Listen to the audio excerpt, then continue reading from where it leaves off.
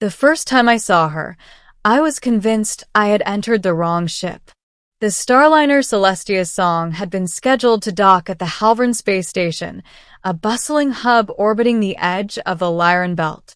I had taken the job as a translator and cultural liaison because it paid well and offered free passage through the sectors. I never expected to meet royalty, or someone who looked like she had stepped out of a legend. She stood at the docking bay, her silhouette lit by the soft amber glow of the station's lights.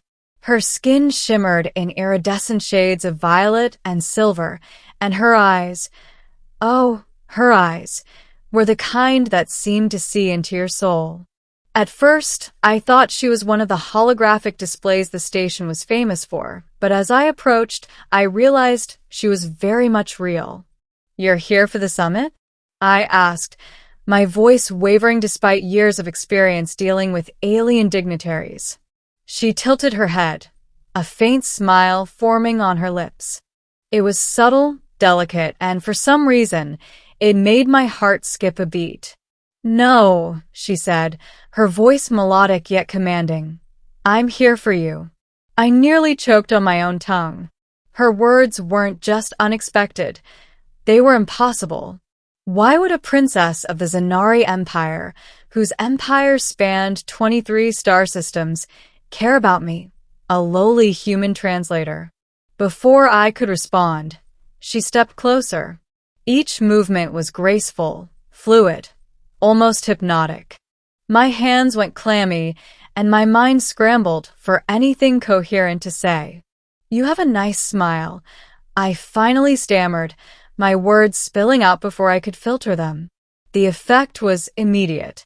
Her eyes widened, a mixture of surprise and disbelief flickering across her expression.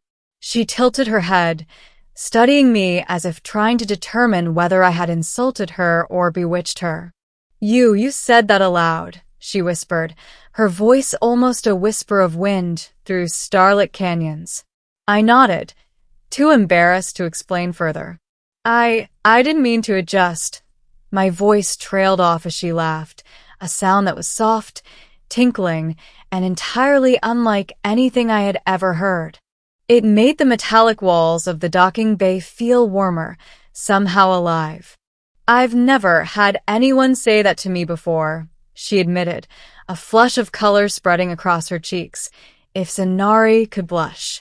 Not ever. And that was how it began.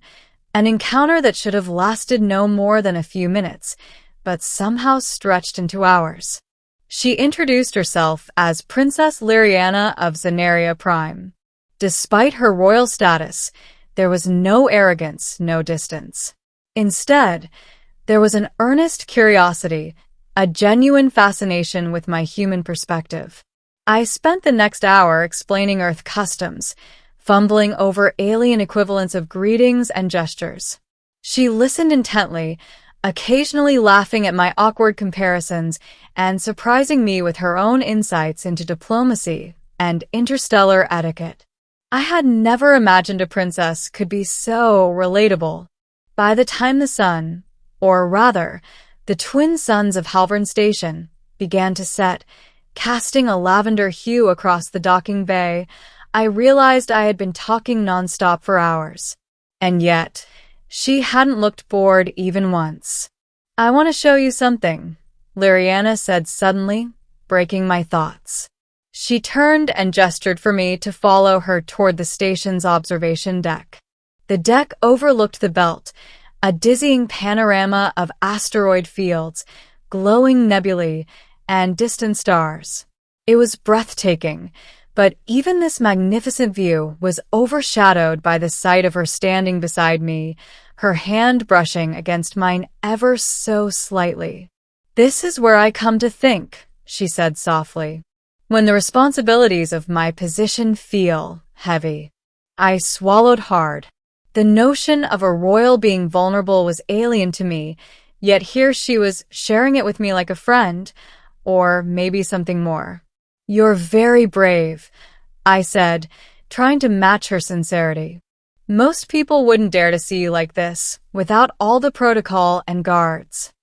She laughed again, shaking her head. Maybe I wanted someone to see me as just Liriana, not Princess Liriana. I think you see me that way. I felt a surge of warmth. I do, I admitted, though my voice trembled. And I like seeing you like this.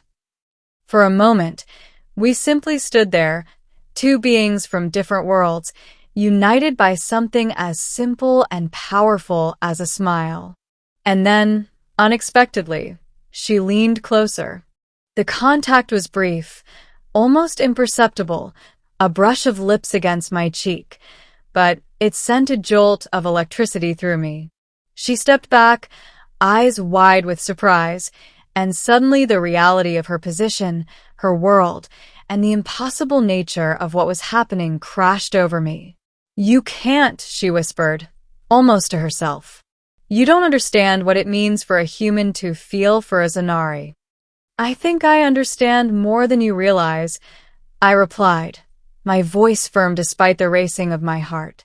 Over the next several days, we met in secret, navigating the labyrinthine corridors of Halvern Station, hiding from her advisors and my own superiors.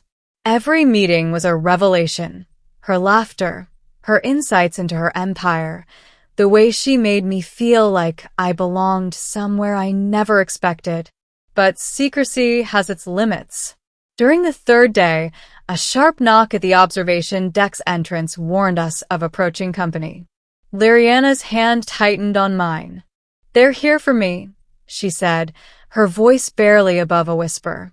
"And if they find you, I don't know what they'll do." I wanted to reassure her, to tell her that we would find a way, but before I could speak, a group of Zanari guards stepped onto the deck. The tallest among them, a stern-faced officer, fixed us with a piercing gaze. "Princess Liriana," he said, bowing deeply. "Your presence is required immediately. You cannot bring outsiders." My heart sank. I began, but Liriana's hand on my arm silenced me. "Go," she said, urgency in her tone. "Leave now before they see you. I'll find a way to fix this." I hesitated, torn between fear and the desperate desire to stay. But before the guards could advance further, she pressed a small device into my hand. "It's a communicator," she whispered. "If you're in danger, call me. I'll come. No one else can help you." And then she was gone, swept away by the guards, leaving me alone with nothing but the memory of her smile and the faint, lingering warmth of her presence. Days turned into weeks. I tried to focus on my work, but my mind always returned to her. Every transmission I intercepted, every station announcement I heard, I listened for her voice. And then, one evening, as I was preparing to leave Halvern Station for a new assignment, a familiar shimmer appeared before me. It was her, Liriana, dressed in the formal robes of her station, but her expression, it was softer, relieved, and more determined than I had ever seen.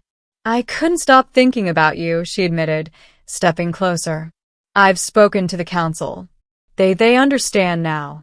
They understand that connection can transcend species, worlds, everything." I blinked. "They do." She nodded. "Yes. And I'm not willing to live a life without seeing your smile again." Before I could respond, she reached out, and this time, our hands intertwined fully, no hesitation, no fear. She smiled, that same smile that had stopped my heart weeks ago, and I realized something fundamental. Across galaxies, across differences, across impossibilities, some truths remain universal. And one of them was that her smile belonged to me and mine to her. We didn't know what the future held.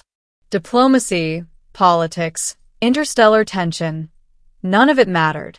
In that moment, under the twin suns of Halvern Station, two unlikely beings had found something extraordinary, each other. "You know," I said softly, unable to stop myself, "you really do have a nice smile." Her laughter rang out again, warm and genuine, and for the first time since I met her, I felt entirely at peace. And as we stood together, gazing out at the stars, I knew one thing for certain. No matter how vast the universe, some connections are inevitable, unavoidable, and unforgettable.